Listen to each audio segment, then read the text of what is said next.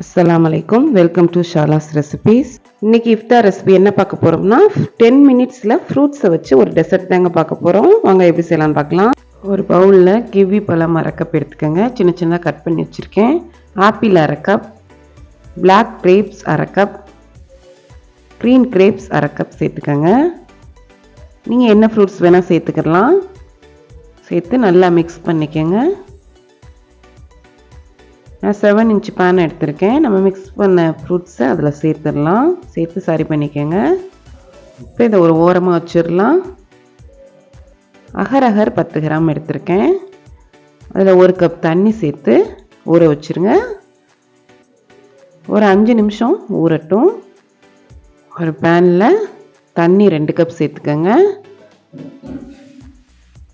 Boil ஆகட்டும். இப்போ நம்ம ஊற வச்ச அகரையும் சேர்த்துடலாம். சேர்த்து நல்லா மிக்ஸ் பண்ணிக்கோங்க. இதில் இப்போ சுகர் சேர்க்க போகிறோம். ஒரு 3/4 கப் சுகர் சேர்த்துக்கோங்க. இந்த சுகரும் அகரும் மெல்ட் ஆகட்டும். மிக்ஸ் பண்ணிக்கிடலாம். நம்ம அகர் ஊற வச்சு சேர்த்தனால சீக்கிரம் மெல்ட் ஆயிரும். டைம் ரொம்ப ஆகாது.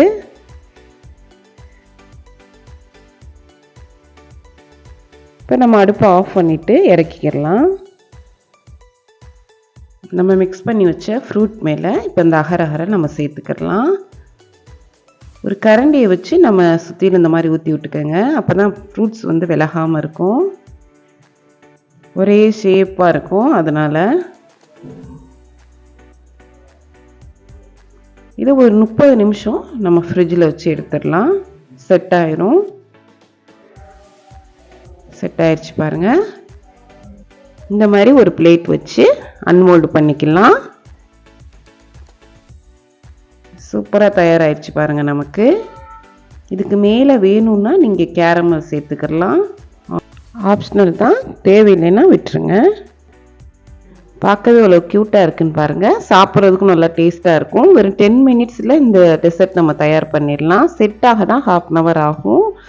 நீங்களும் ட்ரை பண்ணி பாருங்கள். ட்ரை பண்ணி பார்த்துட்டு எப்படி இருக்குன்னு எனக்கு கமெண்டில் சொல்லுங்கள். இன்ஷா அல்லாஹ் நெக்ஸ்ட் வீடியோவில் பார்ப்போம். தேங்க்ஸ் ஃபார் வாட்சிங். பாய்.